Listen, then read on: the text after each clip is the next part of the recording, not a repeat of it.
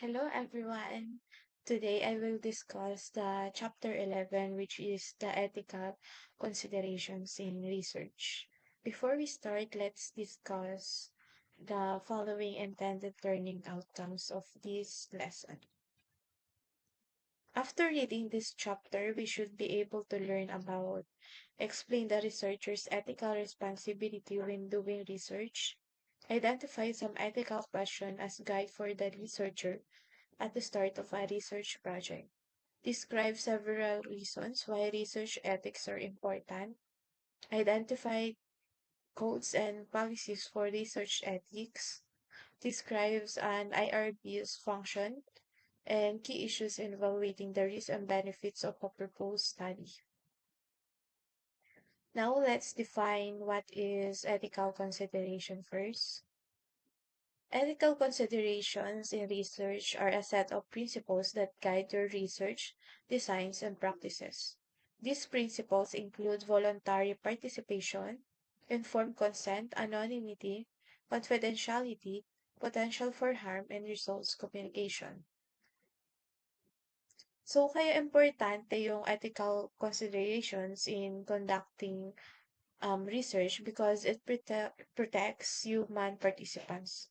It also helps to examine specific research activities and projects for their ethical soundness.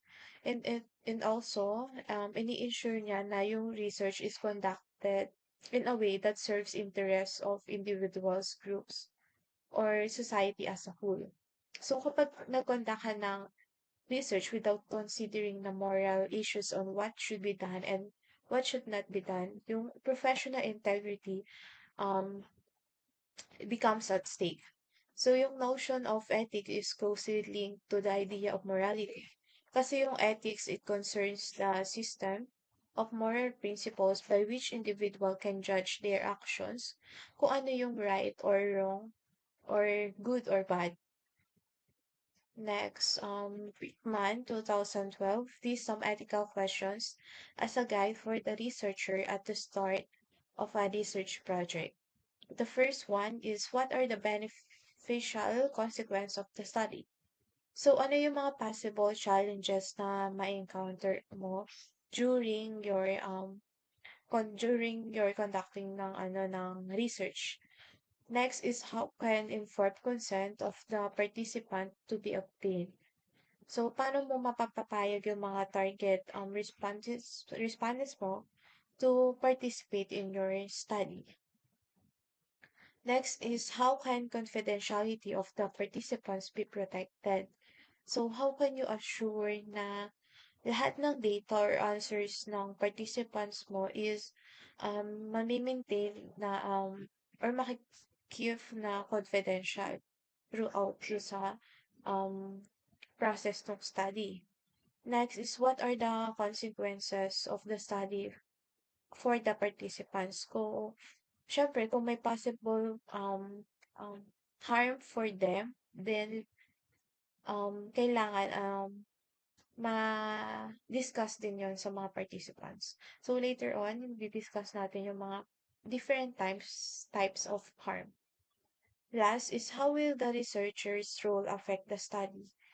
So, alam mo dapat yung role mo or yung mga do's and don'ts because it might directly affect the study. Next, these are the codes and policies for research ethics. The first one is honesty. So, strive for honesty in all scientific communications. Honestly report data, results, methods, and procedures, and publication status. So, huwag mo i-fabricate or falsify or misrepresent yung data because it can result to deceiving yung public. So, katulad ng sinabi ni Doc last time na if 100 yung respondents na need mo, hindi mo pwedeng dayain para makomplete lang yung number ng respondents na kailangan mo sa study mo. Next is objectivity. Mahalaga ito to avoid bias in experimental design, data analysis, data interpretations, peer review, personal decisions, grant writing, expert testimony, and other aspects ng research. So, kailangan yung objectivity is nandun, iwasan yung pagiging bias or yung self-deception. Also disclose personal or financial interest that might affect the research. Next is integrity. So keep your promises and agreements dun sa mga participants mo. Act with sincerity, strive for consistency of thought and action throughout the process of your research. Yung pang four, carefulness. So avoid careless errors and negligence. Carefully and critically examine your own work. So dahil those errors or negligence na kahit maliit lang yon, it can affect the study. Next is openness. So share data, results, ideas, tools, and resources. Be open to criticism and new ideas na makakahelp sa paggawa mo ng study mo. Next is respect for intellectual property. So honor patents and other forms ng intellectual property. Do not use unpublished data, methods, or results na walang permission. So give credit where credit is due. Kailangan ng proper acknowledgement or credit for all contribution to research and never do plagiarism.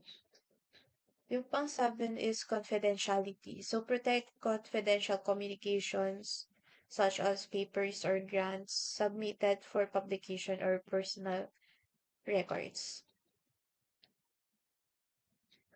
Pang-7 is yung yun pala yung kanina. So, yung pang-8 is responsible publications. So, publish in order to advance research and scholarships and also iwasan yung mga paggawa ng duplicative publication. Number 9 is responsible mentoring. So, para to sa mga people na makatulong sa journey mo sa research, people that will guide us and mentor us. Next is respect for colleagues. So, para sa atin as a research, respect your colleagues and treat them fairly.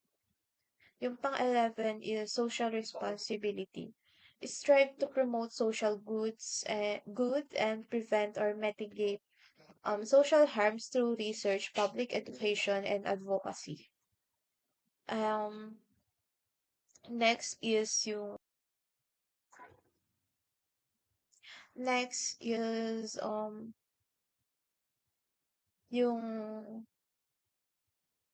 social responsibility. So yung strive to promote social goods. Next is non-discrimination. So avoid discrimination like related to sex, race, ethnicity, or other factors that are not related to their scientific competence and integrity. Next is competence. Maintain and improve your own professional competence and expertise through lifelong education and learning. So take steps to promote competence as a whole. Pang 14 is legality. Know and obey relevant laws and institutional and government policies na ma-encounter mo during your study. Lastly is pang 15 to, no, animal care.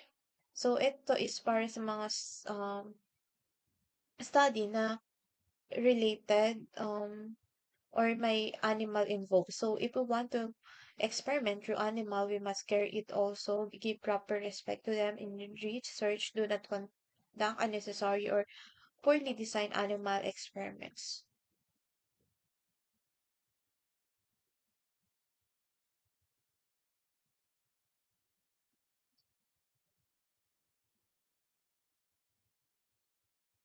So, yan.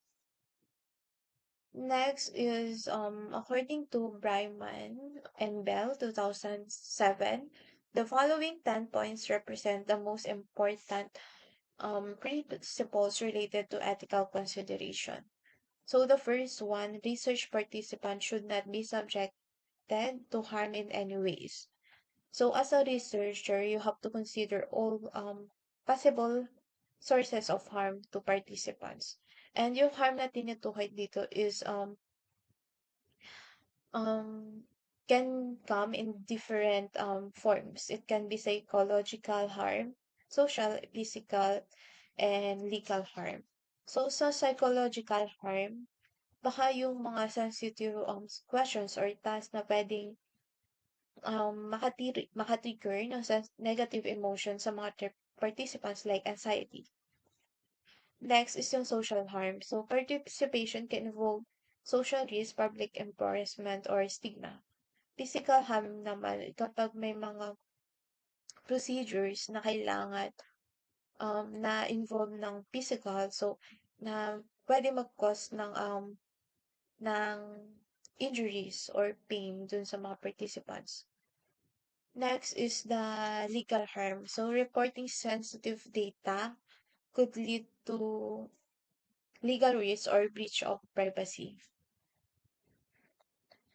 Next is respect for the dignity of research. Participants should be prioritized. So, when conducting research involving human participants, the most important consideration should be treating each individual with respect and recognizing their inherent worth, ensuring their autonomy and privacy throughout the research process.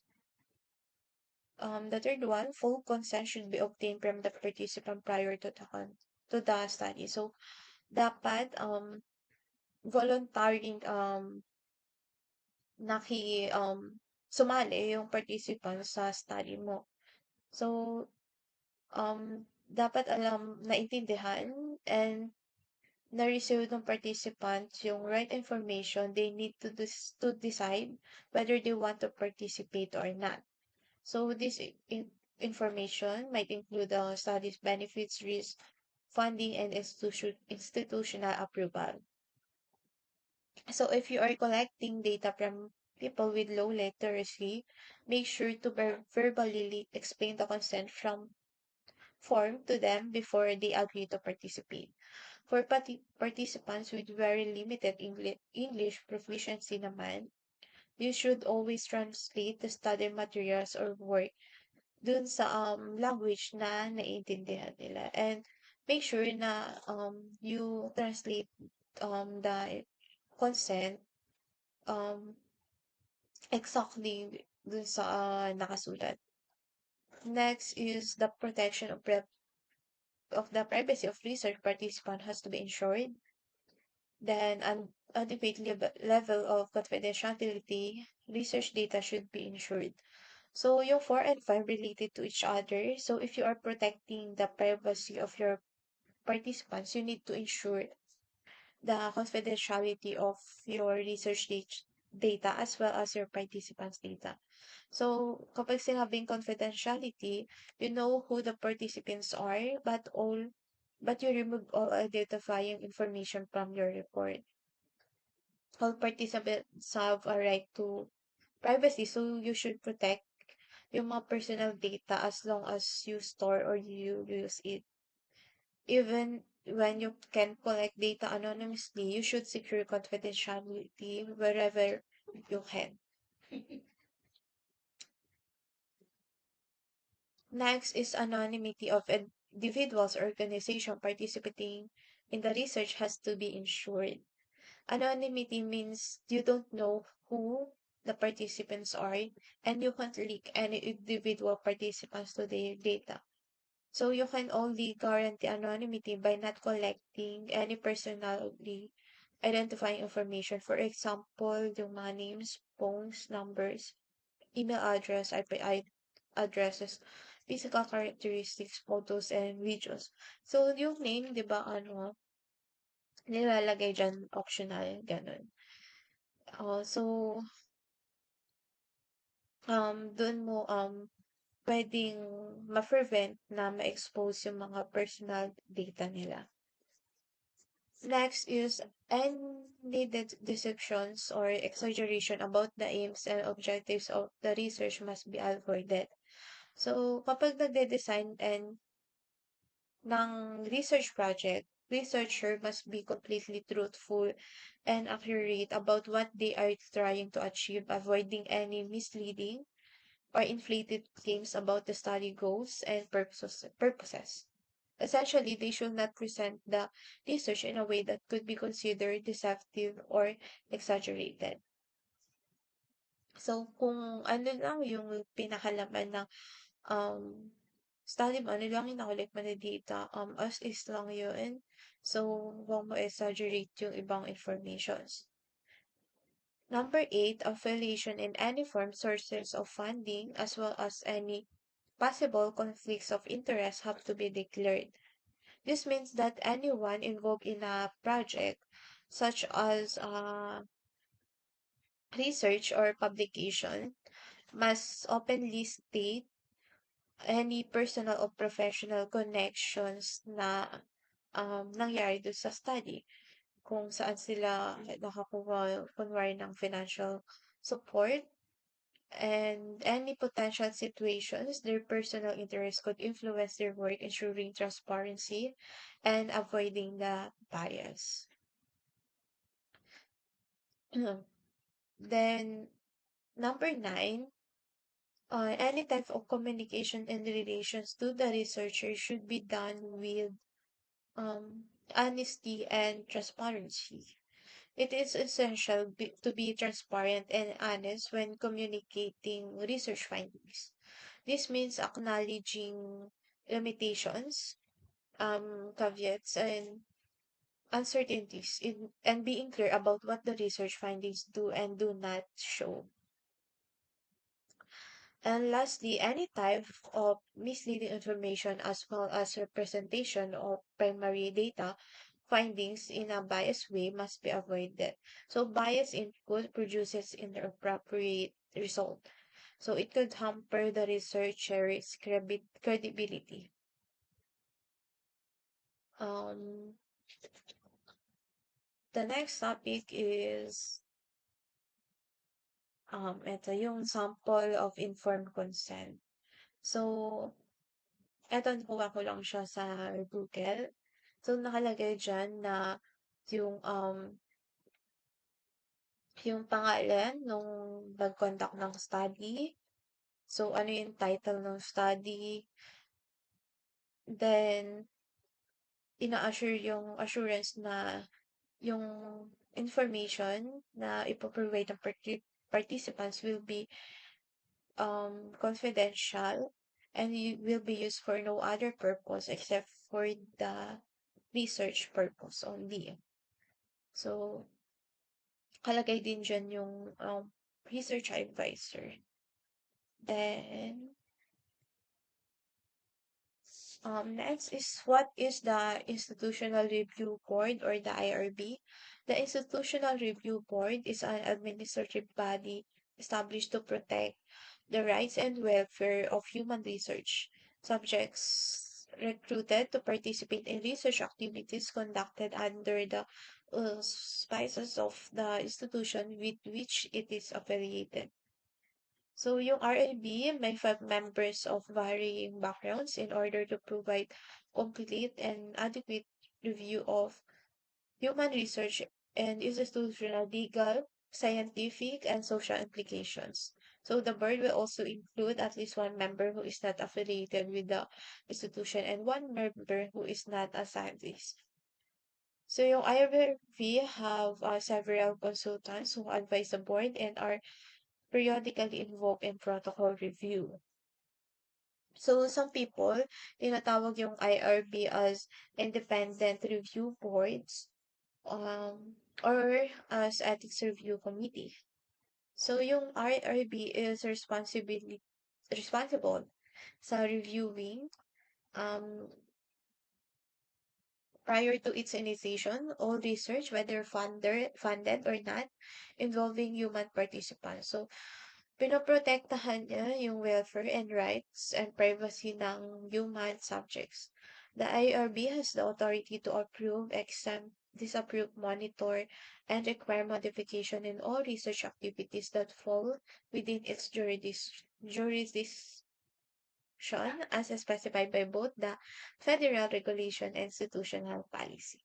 So, yung function nila is ina-assess nila yung ethical acceptability of ng research proposal, ensuring na the risks to participants are minimized and benefits outweigh potential harms. So, pwede kang magpa-consult sa IRB when conducting any research that involves human subject, including surveys, interviews, experiments, or clinical trials. IRVs have several primary objectives and or the purposes in research ethics. Number one, ensuring ethical research practices. So, under nito is yung protection of human subjects. So IRB plays a crucial role in safeguarding the participant rights and welfare. So this responsibility is grounded in the principles outlined in the Belmont Report, which is the respect for person, beneficence, and justice. So, respect for person ensures participants provide voluntary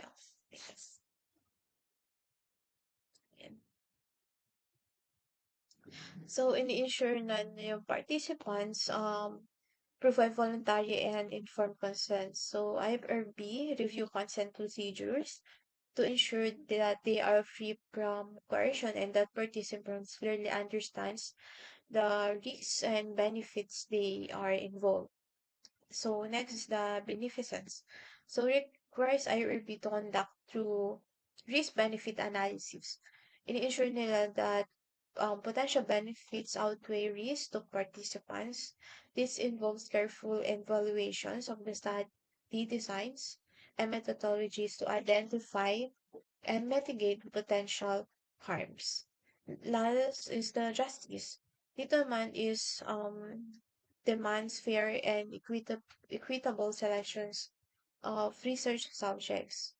So IRBs prevent exploitations of vulnerable population such as children or individuals with mental dis- disabilities. For studies involving children, IRB ensures that um nakasunod siya sa specific guidelines including the requirement for assent from minors.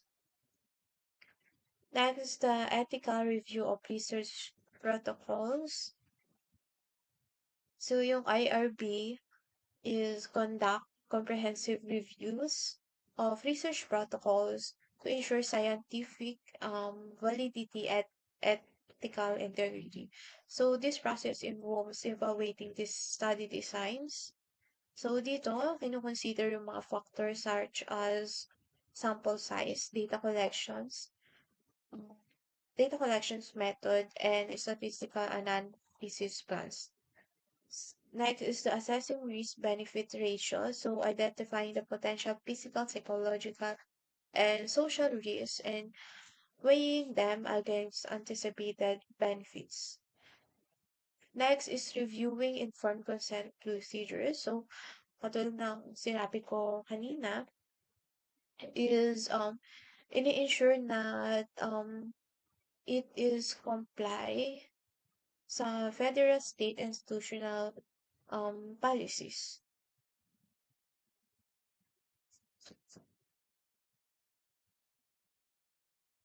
Then, wait,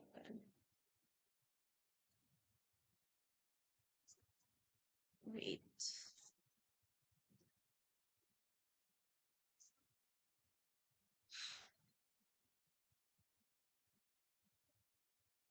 Yeah.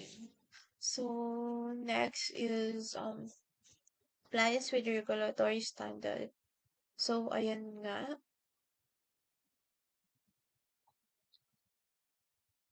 So, ensuring the all process na ginawa is according to standards na sinusunod ng IRB. Next is comprehensive review and approval process. So, at the start of IRBs, lies to its comprehensive review and approval process.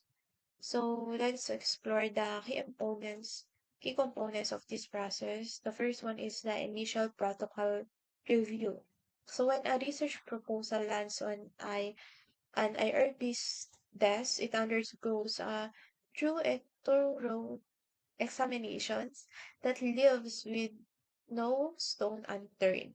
So this review process is guided by federal ensuring consistency across institutions. So yung IRB, ina-assess niya una yung scientific validity of the research. Is the study design sound? Are the methods appropriate to achieve the research objectives? So this evaluation ensures that participants are not exposed to unnecessary risk for the sake of poorly designed research. Next is yung ongoing monitoring and oversight. So the IRB job doesn't end once a study is approved. So continuous yung monitoring and crucial siya to ensure na that ongoing research maintains its ethical standards and regulatory compliance. So yung IRB, pwede siya mag-conduct ng periodic reviews, minsan quarterly, to assess the study progress. They are also responsible for reviewing and approving any amendments or modification na pwedeng mangyari depende dun sa progress ng study. This ensures that any changes don't introduce new risks or ethical concerns. Kaya may ongoing monitoring and oversight. Next is the decision-making authority. So IRBs wield significant authority in the research approval process. They have the power to approve studies, require modification, or disapprove research proposals altogether. So this decision-making process is rigorous and based on careful consideration of needs, benefits, and implications and regulatory compliance. So, important aspect siya ng pag-determine ng appropriate level of review for each study. So, depending sa nature and risk level of the research, IRB can decide on a full board review and expedite review or declare the study exempt from review. So, yung review ng IRB, kinokonduct siya in a quorum, including at least one member whose primary concern are not non-scientific area. Next is safeguarding informed consent. So one of the most critical function of IRB is safeguarding informed consent. So this crucial aspect of research ethics ensures that participants fully understand the nature of the study they are joining, the potential risks and benefits, and their rights throughout the process ng study. So let's explore how IRBs fulfill this vital role. So review of consent procedures. So they review consent procedures to ensure na yung clarity and completeness ng consent form na meron yung researcher. So this document to ensure na they are free from technical jargon and easily understand by the average participant. Kasi naman, di ba yung study mo is depende sa age bracket. So kung yung age bracket mo is may mga kasama dito yung mga seniors na malabo na yung mata or um, hindi masyadong malinaw yung ano. So, kailangan clear yung mga words na gagamitin mo and can easily understand. So, verify appropriate language and readability is crucial to this consent form. So IRB assess whether the language is suitable for the target population or um, respondents ng researcher. Next is a special consideration for vulnerable populations. So IRB apply an additional safeguard for vulnerable population. So kasama dito yung mga children, prisoners, and cognitively impaired individuals. So for children, this often involves obtaining consent form from parents or guardians no bata. Excuse. So, sa prisoners naman, the IRB must ensure the research doesn't exploit their vulnerable status and that participation is truly voluntary. So, walang sapilitan na nangyari. So, dapat, gusto silang sumali nang walang pag-alinlangan dun sa study mo.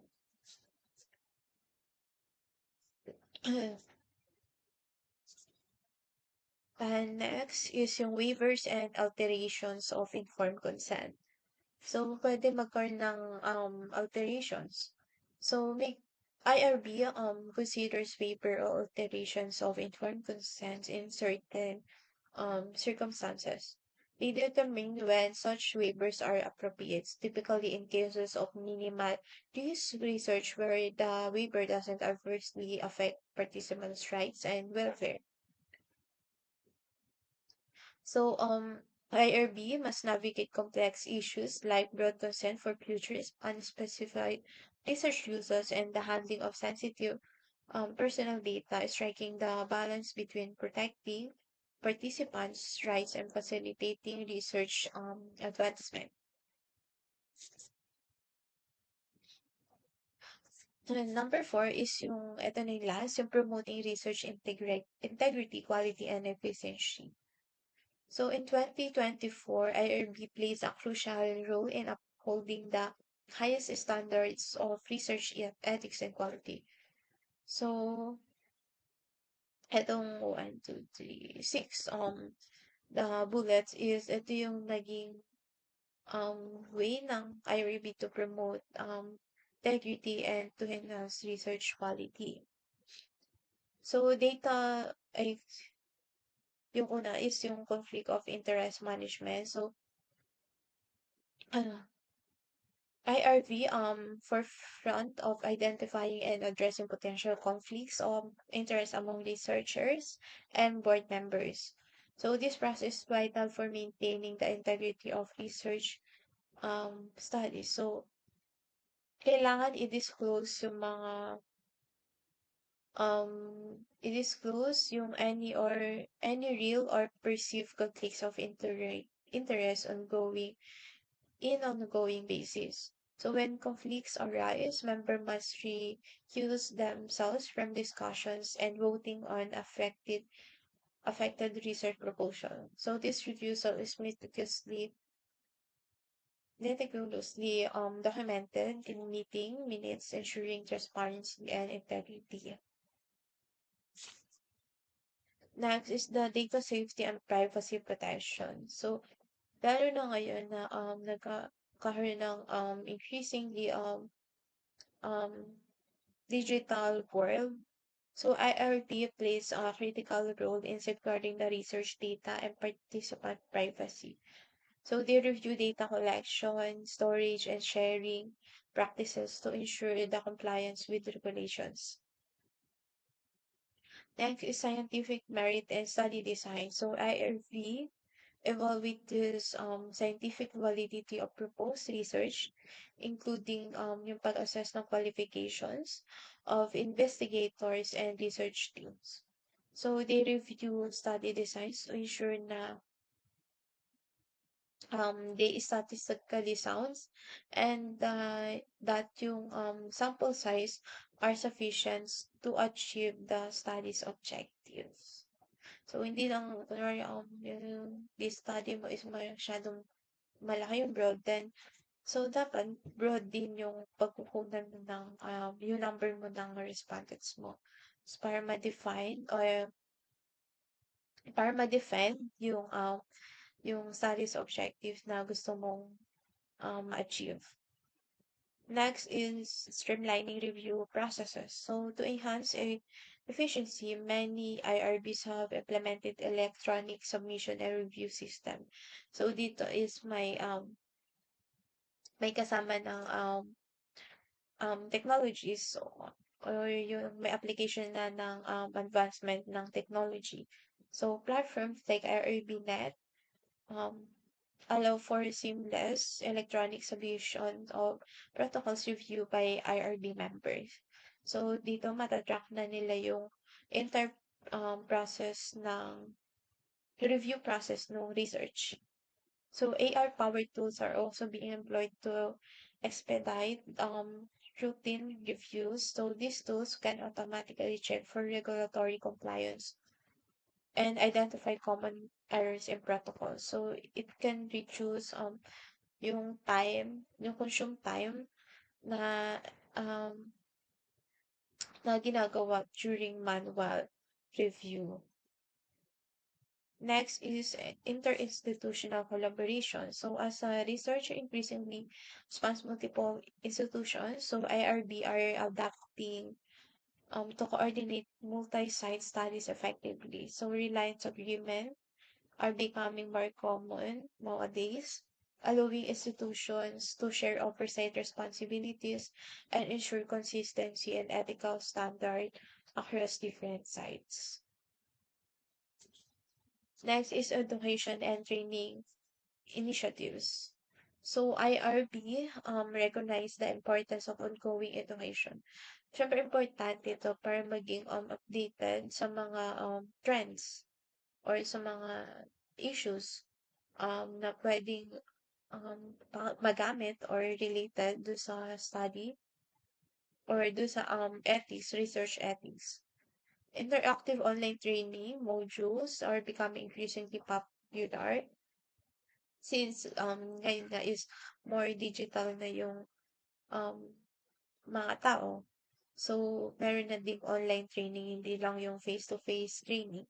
So, this module often includes scenario-based quizzes that test understanding of ethical considerations and regulatory compliance, ensuring that both researchers and IRB members stay up to date with evolving ethical considerations and regulations.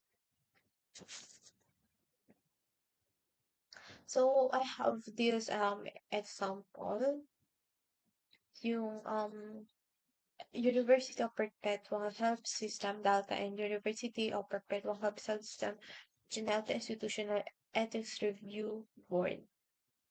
So, yung review board nitong ng University of Perpetua established the first institutional ethics committee in October 2004 through the initiative and recommendation of Dr. Paretas P. Singson Alday, Dean, and with recommendations of Dr. Rowena Silos.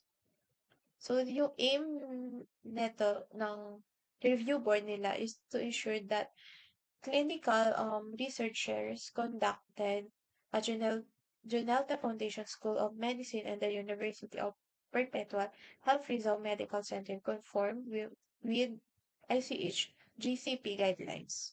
So more on itong guidelines nila is more on medical field.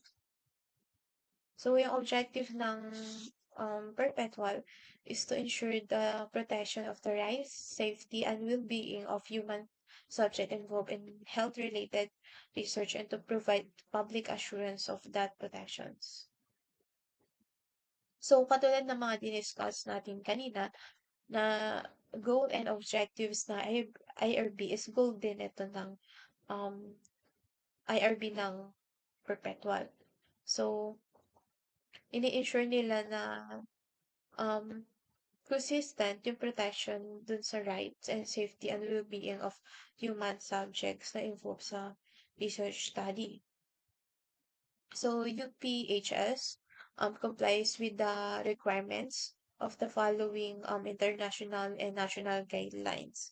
So, this guideline has been developed to protect the human participant in research and to ensure the integrity of the scientific data. So, ayan.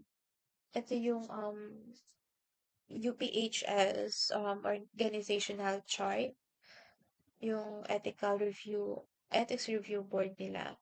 So, yung chairman of yung sa pinaka taas is yung chairman of the board, CEO and president. Then next is the president of University of Perpetual. Then President University of Perpetual Help Delta Medical Center. Then UPHS Corporate Vice President for Research and UPHS Institutional Ethics Review Board Chairman. So, ayan yung chart nila. So, ito yung process nila. Upon the receipt of the protocol, the Secretary General classifies the protocol review pathway as full board review, um, expedite review or exemption. So chapter 2.2 and 2.3. If for full board review, the principal investigator is invited and scheduled to present in the next scheduled meeting. For expedite review, the Secretary General assigns one medical reviewer and one non-medical or lay member as review of the protocol. So only those protocols with low risk intervention submitted by recent trainees may be classified for expedite review based on a set criterion. So for protocols classified ang exempted from IERB review, then the secretary sends an exemption notification, then that the investigator is required when applicable to provide the written notifications, changes, or amendments na mangyayari. Then last, the investigator is required to submit in timely manner the final paper to the UPHS.